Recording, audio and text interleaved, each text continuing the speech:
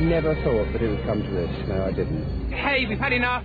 Our way of life is threatened. And things these days are getting so out of hand because the governments are telling us what we can and what we can't do. Leave us to choose our own rights. I'm worried that I might not be able to go shooting with my dad. Our livelihood, our way of life, employment, we're finished. It's as serious as that. This is what a disarmed country looks like. This is how little is left once free men and women surrendered their right to own a firearm. The silence was deafening, marching like a defeated people, thousands of shooters and sportsmen, grabbing at one last chance to resist, fighting for a freedom they had already lost. I'm not doing it for shooting, I'm doing it for freedom. I don't care if I never fire another shot, but I'm damned if I'm going to let my government make the decision for me. My father once said to me that the day you hand your guns in, that means that the country's no good to live in anymore. No one really thought that they would take your rabbit guns and your duck guns. That just couldn't happen. It was an impossibility. We thought no one would ever do anything to us. We were wrong. Too bloody late now. Once the guns are gone, you're not going to get them back. Giving into government by giving up their firearms.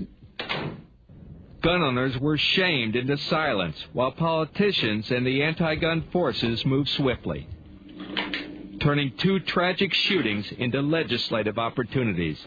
It becomes quite clear that if you want a safer society with lower gun violence, then you've got to reduce your gun ownership. In Great Britain, a total ban on handguns. Within a year, storage rooms at police departments were filled with firearms. No matter how valuable or how rare, they were turned in by law-abiding citizens to be destroyed. The main thing that's been destroyed in the UK is democracy.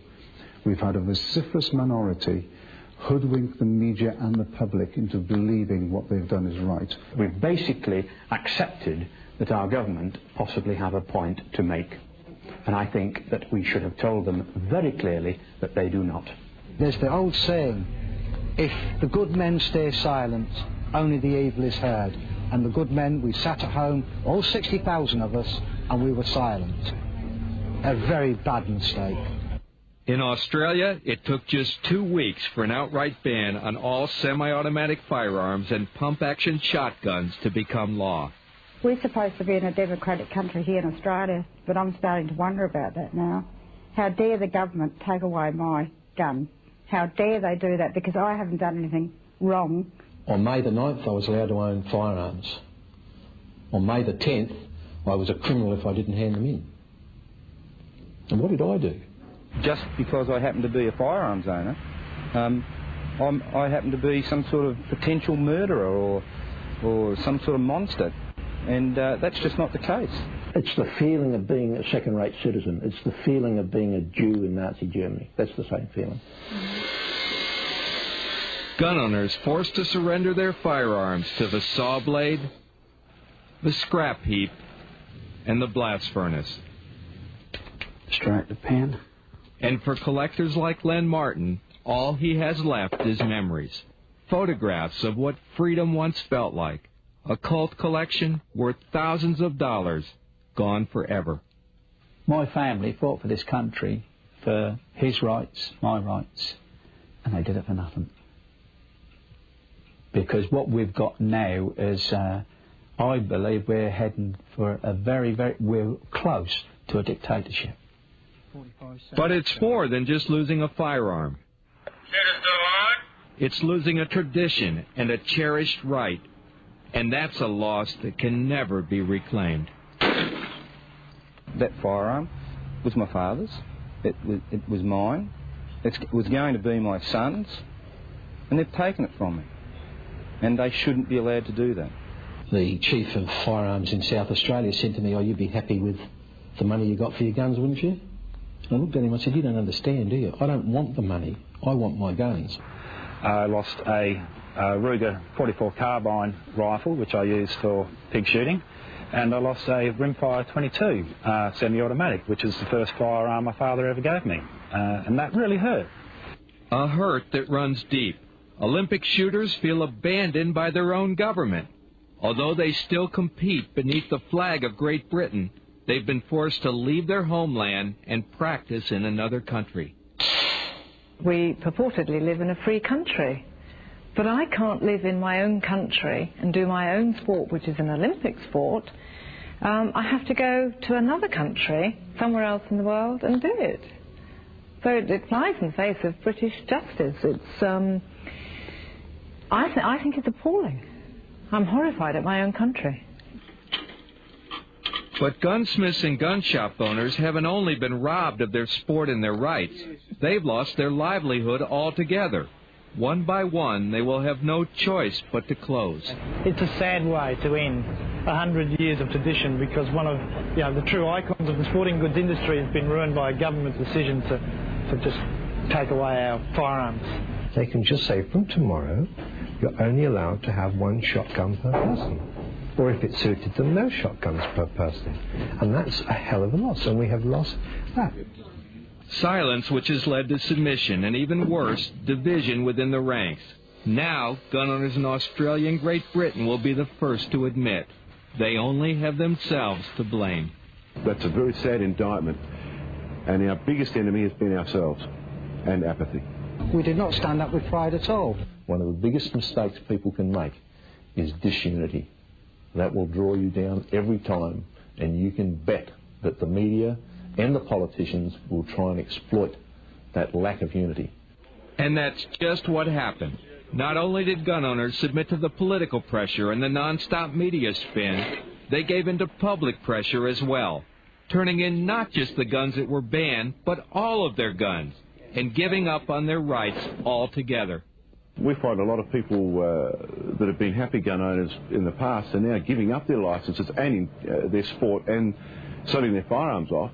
I've lost interest in the whole thing because of the extra costs in keeping the guns and just the new regulations that have come in as well. It's all becoming too difficult. There's a lot less young people shooting now because it's just so difficult. A lot of older shooters are passing in the cards because they're sick of being treated very poorly by the government. So, I'm fairly worried that in a few years we won't be able to shoot at all. Sacrificing their rights for the politicians' false promise of a safer society. The thing that's really worrying is this gesture politics, the idea that you can ban one sort of gun or another and actually make the public safer. Of course, it's a nonsense. I understand that they are upset that they're losing their sport. I understand that. It is the price that has to be paid for living in a safer society. I don't think people believe that anyway, to be honest. Common sense dictates that no, they're not going to be any safer. The crime rate's not going to drop. The use of firearms by criminals will still be there, and they'll still obtain their firearms on the black market. And the black market is booming in Australia at the moment. I think the criminals are absolutely rejoicing at the fact that all legal guns are taken out of circulation. And if you don't believe it, just listen to what this street thug told us in London. There's a crock. It's making no difference whatsoever. I mean, the people in the street, they're going to get their guns anyway. No problem. Gun bans that won't make a difference, and gun owners struggling to stop the momentum against them. It's not a question of what next. We already know what's next. They're already screaming about more bans. It hasn't stopped. It could well be shotguns next, it could well be rifles next, it might be both. The end will be that they will probably ban all types of guns, all shotguns, which people enjoy. And then that'll be that. There'll be no sport of shooting whatsoever. Gun owners who set themselves up for defeat. Oh yes, I mean, we sat at home waiting for the truth to be told. The truth is never told. They not only lost their will to fight, but were willing to surrender what they know is rightfully theirs. It's a lesson learned the hard way, and their message to gun owners in America is simple. It will happen to you if you let it. You cannot sit back in your small hometown believing that the Browning A5 in the cupboard will be there forever. Once registration comes in and takes place, the police will know where it is, and within 5, 10, 15 years, or when it's politically correct, they will come and get it. Don't let the American legislators put the short end of the wedge in, because once they find a way of doing it, and once it's successful, then they will do it time and time again. Stay strong. don't budge 1 inch. As soon as they start to suggest a ban on one sort of gun or one type of gun, say no. Do everything you can to oppose it, because it's just the beginning of a broader ban. For God's sake, get behind the biggest organisation, make it as big as you can. Join the NRA. Keep the pressure on, because if you don't keep the pressure on, there are people out there whose entire life is devoted to taking your rights away. Get off your butts and wake up. Read the writing on the wall. Join up and be with the strength now. It's too late when your guns are gone. You should never give up. Never, ever give up.